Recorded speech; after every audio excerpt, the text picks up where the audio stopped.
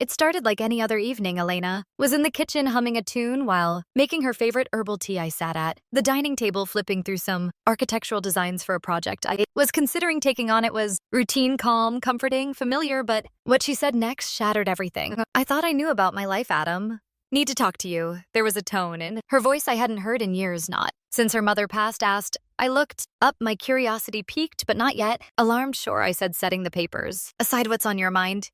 She hesitated, her fingers gripping the edge of the counter. I've been thinking about us, about our marriage. My stomach tightened. Okay, I said slowly, keeping my voice neutral.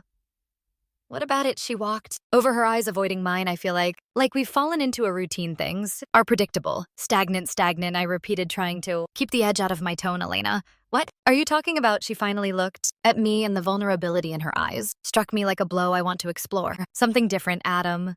Something new. The words hung in the air like smoke, choking me. Something different, I said, my voice hardening. What does that mean? Her gaze dropped again. I think I want to open our marriage. The room spun, gripped the edge of the table, the wood, grounding me as I struggled to process what she had just said.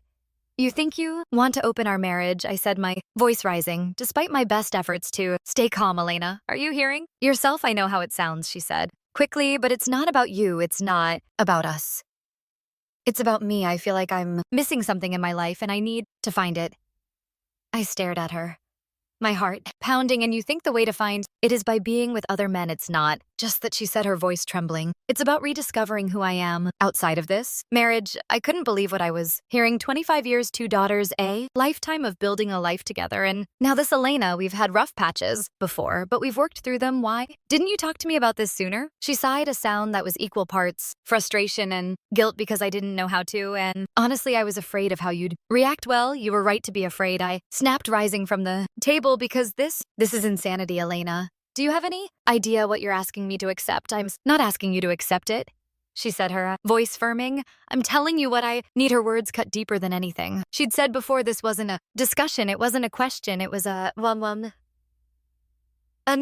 declaration, and it wasn't about us. It was about her. I shook my head, trying to steady myself. I can't do this, I said finally. This is what you want? Then I'm not the man for you. Adam, don't say that, she pleaded, stepping closer. I love you. I don't want to lose you. I need more. I laughed bitterly. What more could you possibly need? She didn't answer, and the silence was deafening. For the first time in our marriage, I felt like a stranger in my own home. I didn't sleep that night. Her words replayed in my mind like a broken record. By morning, I'd made my decision. I packed a bag, told her I needed space, and drove to our lakeside property. I didn't say goodbye to Chloe or Rachel. I didn't trust myself to explain without breaking down. I didn't plan to stay in Mexico. It was supposed to be a temporary escape, a place to clear my head and figure out what came next. But as soon as I arrived at the lakeside community of San Lago, I felt a strange pull, as though the place was calling to me. The air was warm, the lake stretched out like a mirror beneath the sun, and the rhythm of life was slower, so different from the chaos I'd left behind. At first, I did nothing but exist. I spent hours staring at the water, my thoughts circling the same unanswerable questions. How had my marriage fallen apart so quickly? Why had Elena decided I wasn't enough? Was I the one who had failed her? Or had she failed me? I tortured myself with these thoughts until I realized I wasn't finding answers. I was just digging the hole deeper. That was when I made the first real decision for myself in months to let go of the questions I didn't know if I could heal. But I could start by simply living. I bought a modest property, a small house with peeling paint and a ramshackle dock, and threw myself into fixing it up. The physical work was a relief, something tangible I could control. I rebuilt the dock, painted the house, and even started crafting furniture in a small woodworking shop I'll set up in the garage. Each project felt like a tiny step forward, a way to reclaim the parts of myself I'd lost. The locals were kind, but they gave me space, sensing that I wasn't ready to let people in. The exception was Louise, the elderly owner of a bait shop by the lake. He took an immediate liking to me and often stopped by to check on my progress. Louise had a way of speaking that felt like wisdom wrapped in humor, and his stories about life in San Lago gradually drew me out of my shell. He told me about the festivals, the music, the food, and the people who had made this community their home. For the first time in months, I started to feel a flicker of something I hadn't felt in a long time: curiosity. One evening, Luis convinced me to join him for dinner at a small family-run restaurant in town. It was there that I met Sophia. She was unlike anyone I'd ever known, poised, confident, with an air of quiet strength that drew people to her without her even Trying, her thick dark hair was streaked with gray and her eyes a deep shade of amber seemed to see right through me. She owned a pharmaceutical company, she told me, supplying medications to hospitals and clinics across the region. But she spoke of it casually as though it were just one part of her life rather than the defining feature. We talked for hours that night, long after Louise had wandered off to play cards with some friends. I told her about my daughters, about my career, and even cautiously about Elena. Sophia listened without judgment, her gaze steady and calm. When I asked about her life, she smiled sadly and told me about her late husband who had died in a factory explosion years ago. He was my world, she said softly. But life goes on. You learn to carry the weight. It wasn't just her words that struck me, it was the way she said them, as though she truly understood what it meant to lose everything and still find a way to keep going. By the time I left the restaurant, I felt something I hadn't expected: hope. Sophia and I began seeing each other regularly, though it started innocently enough. She invited me to join her for a local festival where the streets were alive with music, dancing, and food. It was impossible not to get caught up in the energy of the place, and for the first time in years, I let myself enjoy the moment. Sophia laughed as I stumbled through a traditional dance, her hand warm in mine, and I realized how much I'd missed the simple joy of being with someone. Her daughter Maya was just as remarkable. At 14, she was a whirlwind of energy and charm with a quick wit that reminded me of Chloe. At that age, Maya took to me immediately, calling me Signora Fix It after seeing the work I'd done on my house. She loved hearing stories about my woodworking projects and even convinced me to help her build a treehouse in Sophia's backyard. Her laughter was infectious, and spending time with her felt like rediscovering a part of myself I thought I'd lost. But as my bond with Sophia and Maya grew, so did the shadows of the past. Elena began calling more frequently, her messages alternating between regret and defensiveness. I miss you, she said in one voicemail. I made a mistake. Adam, can we fix this? I didn't know how to respond. Part of me wanted to tell her exactly how much damage she'd done to throw her words back at her and make her feel the weight of her choices, but another part of me just felt tired. I didn't want to fight anymore. I didn't want to keep looking backward when, for the first time in a long time, I was starting to see a future. Sophia sensed my turmoil, though she never pried. Instead, she offered quiet support, reminding me in her own subtle way that healing wasn't about forgetting the past. It was about choosing to move forward despite it. One evening, as we watched the sunset over the lake, she turned to me and said, "You don't have to decide everything at once. Adam, just take the next step." I didn't know what the next step was, but I knew I wanted Sophia to be part of it, and for the first time in months, that was enough. Sophia and Maya became fixtures in my life in a way I never anticipated. What began as casual dinners and shared laughter turned into something deeper, something I hadn't dared to dream of after Elena's betrayal. Sophia was unlike anyone I'd ever met, calm but passionate, strong yet warm. She brought out a side of me I thought I'd lost somewhere between the heartbreak and the self-doubt. With her life didn't feel like something to endure, it felt like something to embrace. Maya, too, brought light into my days. Her wit and energy reminded me of Chloe when she was younger. She had this ability to pull me into her world whether it was brainstorming treehouse designs or teasing me about my less than stellar Spanish. Spending time with her felt natural, as though I'd known her forever. One afternoon, after finishing the treehouse, she turned to me with a mischievous grin. "You know, see or fix it. Think you'd make a pretty good dad." Her words hit me harder than I expected. I thought of Chloe and Rachel, of all the ways I felt I'd failed them during the fallout with Elena. Was it possible to be the father Maya needed without short-changing my own daughters? I didn't have an answer, but Maya's trust in me gave me hope that I could try. Sophia and I were becoming something more than just friends, though neither of us said it aloud. There were late-night high conversations by the lake, her hand brushing mine as we talked. There were moments of silence, not awkward, but comfortable, as though we didn't need words to understand each other. I wanted to tell her how I felt, but the scars Elena had left behind held me back. Could I trust myself to love again? Could I trust her not to leave as Elena had? My doubts only grew when Elena showed up at the lake house. It was Christmas, and I'd been planning a quiet holiday with Chloe and Rachel. Instead, I opened the door to find Elena standing there. Her expression, a mix of desperation and regret. "I needed to see you," she said before I could speak. And the girl, her presence threw everything into chaos. Chloe refused to even be in the same room as her, while Rachel tried to play peacemaker. Sophia, ever the diplomat, encouraged me to give Elena a chance to explain herself, but I wasn't sure I wanted to hear it over dinner. Elena finally broke down. "I made a mistake, Adam," she said, her voice trembling. "I thought I needed something different, but all I've done is ruin the life we built together. I miss you. I miss us." Her words stirred something in me. Not love, not forgiveness, but a deep sadness. This was the woman I'd built a life with, the mother of my children, and now she was a shadow of herself. But that didn't change what she had done or the way it had fractured our family. I'm sorry, Elena. I said, my voice steady but firm. I don't know what you thought would happen, but I can't go back. I've started to move on with her, she asked, her gaze flicking toward Sophia. Yes, I said without hesitation, with her Elena's eyes filled with tears, and for a moment I thought she might lash out instead.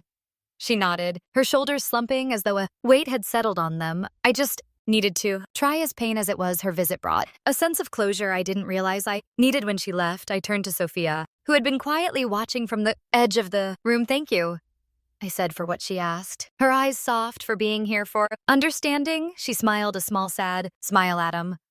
I know what it's like to lose someone you thought you'd spend your life with. I also know what it's like to find someone new. Take your time, but don't let fear hold you back. Her words stayed with me. In the days that followed, I realized I didn't want to let fear hold me back, not from Sophia, not from the life I could have with her and Maya.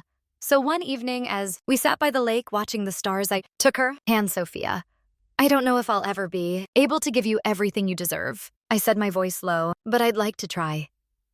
She turned to me, her eyes shining. That's all I could ever ask for. From that moment, things changed. We stopped tiptoeing around our feelings and let ourselves be honest, be vulnerable. Sophia introduced me to her world, to the community she had built, while I shared more of my past, my struggles, my hopes. Maya, ever the little whirlwind, decided I was officially part of their family, and there was no arguing with her. But even as things with Sophia and Maya grew brighter, Elena's shadow lingered. Chloe refused to forgive her, while Rachel tried to mend fences but found herself caught in the middle. Sophia, always wise, encouraged me to let the girls navigate their own relationships with their mother. You can't fix this for them, Adam, she said. All you can do is be there for them. She was right, of course, she always was. As I stood on the edge of the lake one evening watching the sunset paint the water in shades of gold and crimson, realized how far I'd come. The pain Elena had caused was still there, but it no longer defined me. I had found something new, something worth fighting for, and for the first time in a long time, I felt at peace. The night I decided to propose to Sophia was one of the most nerve-wracking of my life. It wasn't just the act itself, it was what it symbolized. Choosing Sophia meant finally letting go of the last shreds of what I'd once had with Elena. It meant committing fully to a future I hadn't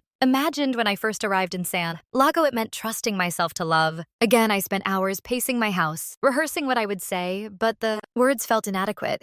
How could I express what Sophia and Maya had come to mean to me? How could I explain that they had brought me back to life? In the end, I decided to speak from the heart and hope it was enough. The next morning, I drove to a local jeweler. One Louise had recommended. The shop was small, tucked away on a quiet street, but the selection of stones was breathtaking. One in particular caught my eye, a fiery opal with shades of orange and red that seemed to burn from within. This one, I said to the jeweler, it's perfect.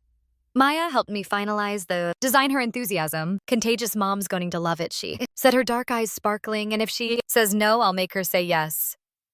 I laughed, grateful for her unwavering support. Let's hope it doesn't come to that. Sophia and I had been spending more time together, blending our lives in subtle but meaningful ways. She often joined me on the lake for fishing trips, her laugh echoing over the water as she teased me about my less than impressive catches. In turn, I accompanied her to community events, watching as she navigated the room with grace and charm. Despite our growing closeness, there were moments of hesitation on both sides. Sophia, ever strong, carried a secret weight I couldn't ignore. One evening, as we sat by the fire in her living room, she finally shed it. There's something you need to know, she began, her voice steady but low. When my husband died, it wasn't just a tragedy, it was a scandal. He worked for a petrochemical company, and there were allegations of corruption tied to his death. I stared at her, stunned. What kind of corruption? She looked away, her fingers tracing the edge of her glass. Bribery, environmental violations. I've spent years trying to clear his name, but the truth is, I'm not sure if he was innocent. Her vulnerability in that moment was palpable. For a brief second, I felt the old instincts kicking in, the desire to retreat, to protect myself from potential pain. But as I looked at her, I realized I didn't care about her past. What mattered was the woman in front of me, the woman who had stood by me as I rebuilt my life. Sophia, I said, reaching for her hand, your past doesn't change the way I feel about you. If you're still carrying this, then let me help you. We'll face it together. Her eyes filled with tears, and she nodded, her fingers tightening around mine. Thank you, she whispered. I didn't know how much I needed to hear that. The night of the proposal arrived, and I felt like a teenager on his first date. I'd chosen the gaze go by the river, one of Sophia's favorite spots. Maya had helped me decorate it with string lights and candles, creating a soft, romantic glow. When Sophia arrived, her expression turned from curiosity to wonder. Adam, she said, stepping into the gazebo, this is beautiful. What's the occasion? I took a deep breath and reached for the ring box. You Her eyes widened as I knelt down holding the box, open to reveal the fiery opal. Sophia. I began, my voice trembling. Slightly, you've brought light back into my life when I thought it was gone. Forever, you and Maya have given me a family again, and I can't imagine my life without you. I love you, Sophia. Will you marry me for a moment? She said nothing, her hands covering her mouth as tears streamed down her cheeks. Then she knelt in front of me, wrapping her arms around my neck. Yes, she whispered 1,000 times. Yes, the days that followed were a whirlwind of joy and planning. Maya was ecstatic, immediately calling Chloe and Rachel to share the news to my surprise. Both my daughters were genuinely happy. For me, Chloe, who had been wary of Sophia, at first admitted that she'd come to admire her strength and kindness. Rachel, ever the mediator, said she couldn't wait to our family come together, but Elena's shadow still loomed when she learned of the engagement. She called me in tears. Adam, don't do this, she begged. We can still fix things. We're supposed to grow old together. Her words might have broken me once, but now they felt hollow. Elena, said gently, you had your chance. I found something new.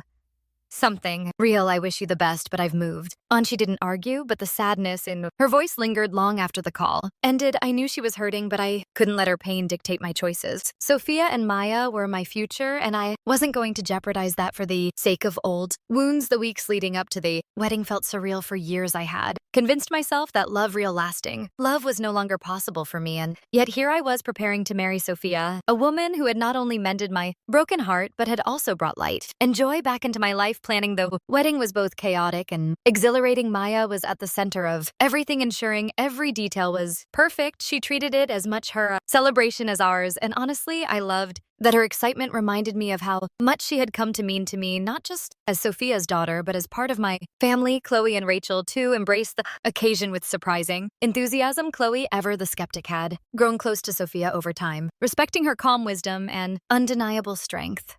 Rachel, always the peacemaker, said the wedding felt like a fresh start for all of us. Their support meant everything to me. 2 days before the wedding, the past came knocking, literally. I was out by the lake testing the sound system for the ceremony when I heard a car pull up. Turning, I froze. Elena stepped out, her expression hesitant and her eyes filled with emotions I couldn't quite read. Adam, she said softly, walking toward me. Can we talk? Part of me wanted to send her away to protect the peace I had worked so hard to build, but another part, the part that remembered the life we had once shared, knew this conversation was inevitable. I nodded, gesturing toward a bench by the water. She sat down, clasping her hands in her lap. I heard about the wedding, she began. I thought I could handle it, but I don't think I can let you go without saying what I need to say, Elena, I said carefully. I've moved on. You know that I know, she replied, her voice trembling. And I'm not here to beg. I need you to know how sorry I am for everything. I was selfish, Adam. I thought I was missing something in my life, but what I didn't realize was that I already had everything I needed. Her words stirred a pang of sadness in me, not for her, but for what we had lost. Elena, I said, my tone gentle but firm, I don't think I can ever forget what happened. You hurt me in ways I didn't even know I could be hurt, but I do forgive you. Tears filled her eyes. Thank you, she whispered. I didn't deserve your kindness, but thank you. We sat in silence for a while, the only sound the soft lapping of the lake against the shore. Eventually, she stood. I won't bother you again, she said. I just needed to tell you that I hope you're happy, Adam. Truly, as she walked away, I felt an overwhelming sense of relief. Her visit, while unexpected, brought closure to a chapter of my life I was finally ready to leave behind.